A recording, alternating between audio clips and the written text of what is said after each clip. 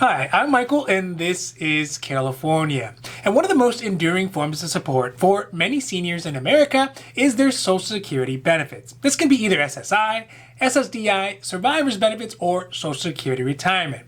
But there are more reports out that show that the Social Security Administration has been underpaying many Social Security recipients over the last few years.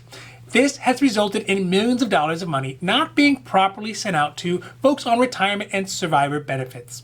So today we are talking about Social Security habitually underpaying some Social Security recipients and what you can do if you think that you have been underpaid.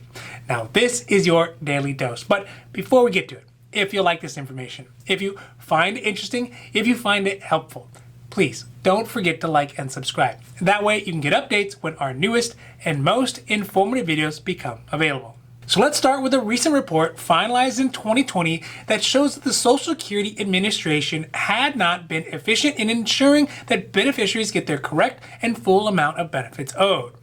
These reports were based off audits done by the Office of Inspector General, the OIG, and show that the errors were most common for seniors who are still working while receiving Social Security benefits early.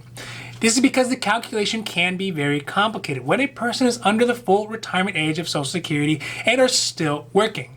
In this situation, based on how much money a beneficiary is making, their benefits can be withheld, sometimes down to $0. But once a person reaches the full retirement age, those months that had some or all of their Social Security benefits withheld are supposed to be adjusted back into the regular payments moving forward. In turn, this increases the beneficiary's monthly payments and ultimately pays out the money that was previously withheld. In the audit, the OIG found that 53% of beneficiary earnings were not correctly adjusted over the last few years, and 73% of those errors were underpayments. The estimated amount for a 12-month period of incorrect payments for these individuals was around $1.4 million worth of benefits. The issue is even more dramatic for folks who could have received Social Security survivors benefits early, but did not because of a government pension.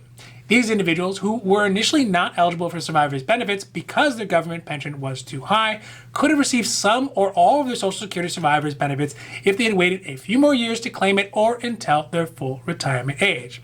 But the audit found that the Social Security Administration had also not adequately been advising these folks in these types of situations about what their options were.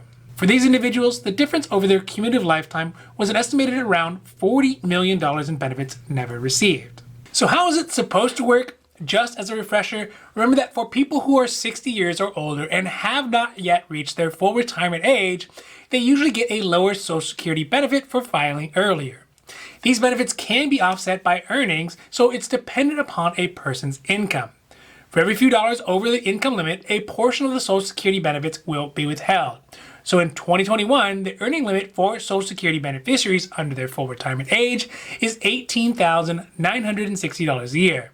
Then, for every $2 made over that amount, it will result in a $1 reduction in whatever the Social Security benefit is. This continues until the Social Security benefit is withheld down to $0. But once somebody is within the year they are about to reach their full retirement age, the calculation actually gets more generous. It allows for up to $50,520 a year in income, and then above that reduces the Social Security benefit by $1 for only every $3 over that income limit. Once a person reaches their full retirement age, which is for 2021, 66 years old and 10 months if you're born in 1959, then none of their Social Security checks should be withheld based off the income moving forward. Now, if you think that you may have been underpaid, there are a few steps that you can take to rectify the situation.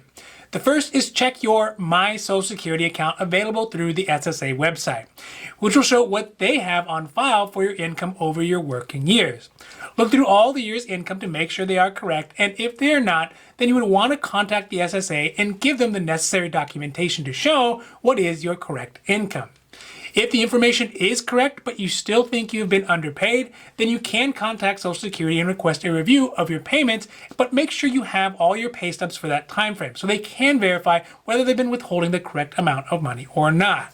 Either way, if you think your info is incorrect, you should contact the SSA ASAP. Although this can be difficult right now as the Social Security offices are closed to walk-ins, if you contact them by phone, you may still be able to schedule an appointment to at least turn in documentation that can help you get the correct benefit payments.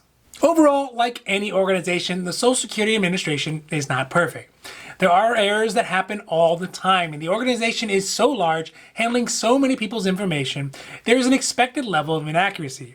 But this doesn't mean you have to live with the possibility of being shortchanged on benefits that are rightfully yours. It's easy just to assume that the benefits are correct, but it's becoming more and more apparent that this is not always the case. So make sure you do your due diligence or get help from Social Security or one of the many local nonprofit organizations who can help with these kinds of issues. Otherwise, you may end up going years without getting your full Social Security benefit. Now, this has been your Daily Dose, and I hope that you found it interesting or helpful or at least useful. And if you did, please don't forget to like and subscribe. That way you can get updates when our newest and most informative videos become available. So that's it for me, and for Carelifornia, I'm Michael, wishing you a happy, healthy day.